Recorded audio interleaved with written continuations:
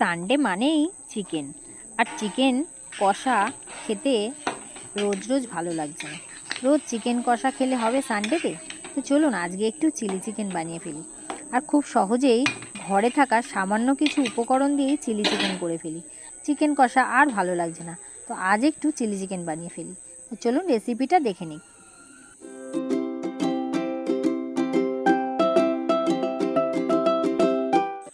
তো এখানে নিয়ে নিয়েছি কিছুটা চিকেন, আর ছোট ছোট টুকরো করে নিয়েছি। তারপর চিলি চিকেনটাকে আমি ভিনেগার দিয়ে খানিকক্ষণের জন্য ভিজিয়ে রেখে দিয়েছিলাম চাপা দিয়ে। তো ভিনেগার দিয়ে আমার 10 মিনিটেরও বেশি ভিজিয়ে রাখা হয়ে গেছে। তারপর এই যে নেড়েচেড়ে যে জলটা রয়েছে সেটাকে ছেঁকে নিয়েছি, আর ছেঁকে নিয়ে এতে এই যে দুখানা ডিম আমি দিয়ে দেবো। তো দুটো ফাটানো ডিম আমি দিয়ে দিলাম। তারপর এতে এক এক করে সব মশলা দিয়ে দেবো। এখানে আমি একটু আদা রসুনের পেস্ট দিয়েছি, সাথে একটু লঙ্কাও আছে। ঝালটা তো নিজেদের আন্দাজ মতন, তাই না? তো এবারে আমি এটাকে কী দিয়ে মাখাচ্ছি সেটা ভালো করে দেখে নিন। এবারে এখানে আমি দিয়ে দেবো সামান্য পরিমাণে নুন। আন্দাজ মতো নুনটা দেওয়া হয়ে গেলে তারপর আমি এখানে দিয়ে দেবো কর্নফ্লাওয়ার। আর এই মাত্র এই কয়েকটা উপকরণ দিয়ে আমি চিকেনটাকে বেশ ভালো করে মাখিয়ে নেব। তো এখানে আমি দিয়ে দিচ্ছি কর্নফ্লাওয়ার, আর এবারে আমি এটাকে বেশ করে হাত দিয়ে সুন্দর করে মাখিয়ে নেব। ডিম দিলাম, আদা রসুন বাটা দিলাম, আর নুন দিলাম, দিয়ে কর্নফ্লাওয়ার দিয়ে ভালো করে মাখিয়ে কিছুক্ষণ রেখে দিলাম। আর একটু গোলমরিচের গুঁড়োও কিন্তু দিয়েছি। তো এইবারে আমি কড়ায় একটু তেল বসিয়ে নিয়েছি, আর মাখানোটা বেশ সুন্দর হয়েছে বেশ। আর এবারে আমি কড়ায় তেল বসিয়ে নিয়েছি, আর চিকেনগুলোকে এবার একটা একটা করে ভেজে নেব। তো এখানে আমি বেশ হাত দিয়ে একটা একটা করে চিকেন দিয়ে সুন্দর করে ভেজে নেব। আর খুব অতিরিক্ত ভাজার কোনো দরকার নেই, একদম কড়া করে ভাজলে চিকেনটা কিন্তু শক্ত হয়ে যাবে। তাই এখানে আমি সুন্দর করে চিকেনগুলোকে দিয়ে আর হালকা করে ভেজে নেব। তো চিকেনগুলোকে ভেজে নিই। আর চিকেনের এই যে চিলি চিকেন বানানো হচ্ছে, এর সাথে কী দিয়ে খাওয়া যায়? চিলি চিকেনের সাথে রাইস, আর আমি কিন্তু রাইস বানাই, আমি আজকে একটু গোবিন্দভোগ চালেরই পোলাও করে নিয়েছি। পোলাওয়ের সাথেই চিলি চিকেন করব, তা সেই ভেবেই বানানো হচ্ছে। তো এখানে আমি চিলি চিকেনগুলো দিয়ে দিলাম, আর একটু উল্টে পাল্টে নিয়ে ভালো করে ভেজে নিলাম। তো ভেজে নিয়ে এই যে আমি প্লেটে তুলে নিয়েছি। আর চিকেনগুলো সব দেওয়ার পরে কর্নফ্লাওয়ার যে থাকে তাতে কিন্তু আমি এটা ফেলে দেবো না, এর মধ্যে খানিকটা জল দিয়ে এটা আমি রেখে দেবো। তো এবারে আমি যে কড়ায় তেল দিয়েছি চিকেনগুলো ভেজেছি, সেই কড়াতে আবার এখানে আমি পেঁয়াজ আর ক্যাপসিকাম কেটে নিয়েছি। কেটে আর এখানে আমি রেখে দিয়েছি পেঁয়াজগুলোকে আর ক্যাপসিকামগুলোকে একটু ভালো করে ছাড়িয়ে নিলে বেশি ভালো হবে। এখানে আমি বেশ টুকরো টুকরো করে কেটে নিয়েছি। তারপর কড়াটা একটু চেঞ্জ করে নিলাম, যেহেতু ওই কড়াটাই আমার ধরবে না। এবারে এই কড়ার মধ্যে আমি একটু গরম মশলা দিয়ে দিলাম, দিয়ে এবার আমি পেঁয়াজগুলো আর কাঁচা লঙ্কাগুলো দিয়ে দিলাম। পেঁয়াজ আর কাঁচা লঙ্কাটা বেশ ভালো করে নাড়াচাড়া করে নেব। আর বেশ নাড়তে নাড়তে পেঁয়াজটা কিন্তু একটু বেশ নরম নরম হয়ে আসবে। তারপর আমি এতে কিন্তু খানিকটা নুন দিয়ে দেবো। আর নুনটা কিন্তু খুব বেশি দেবেন না, কারণ সস দিলে এটা কিন্তু এমনি নুন নুন হয়ে যাবে। তারপর পেঁয়াজগুলোকে নাড়াচাড়া করতে করতে এগুলো বেশ ভালোই নরম নরম হয়ে যাবে, আর গ্যাসটা একটু আস্তে করে দিতে হবে। আর এখন আমি এর পর্যায়ে দিয়ে দেবো ক্যাপসিকাম, আর ক্যাপসিকামগুলোকে দিয়ে ভালো করে নাড়াচাড়া করে নেব।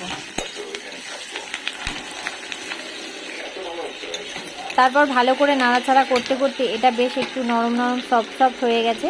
এবার আমি এর মধ্যে দিয়ে দেবো আদা রসুনের বাটা। তো আদা রসুন আর লঙ্কা বাটা যে ছিল সেটাকে আমি এর মধ্যে দিয়ে দিলাম।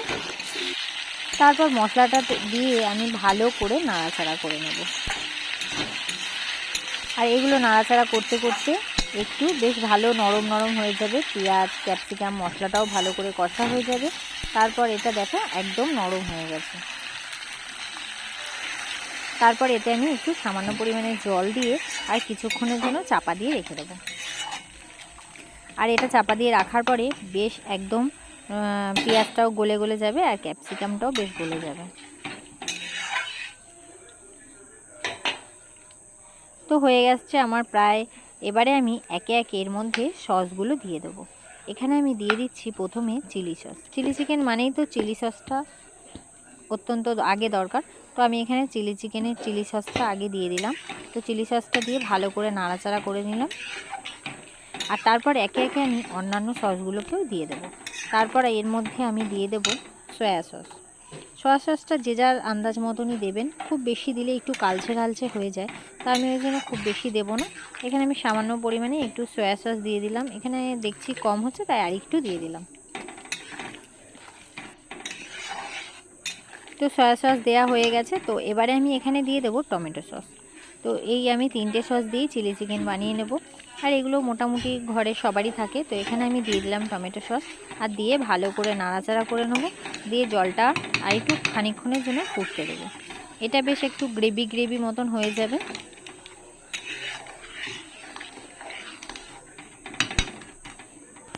তো আমার এটা বেশ ফুটে ভালো মতন বেশ গ্রেভি গ্রেভি হয়ে গেছে। আর এখানে আমি চিলি চিকেনগুলো, যে ভেজে রাখা চিলি চিকেন আছে, সেগুলোকে একে একে দিয়ে দেবো।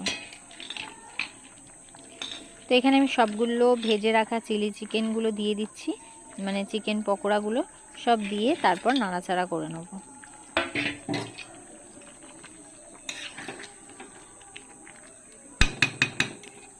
তো ব্যাস হয়ে গেছে এটা আমার।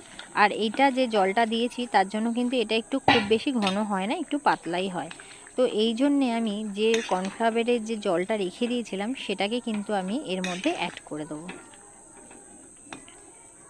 তাতে কি হবে, ঘনত্বটা একটু বেশি হয়ে যাবে।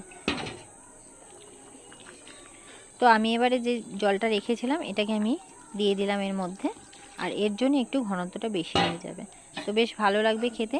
তো হয়ে গেল আমার চিলি চিকেন। এটা খানিকক্ষণের জন্য এবারে আমি ফুটতে দেবো।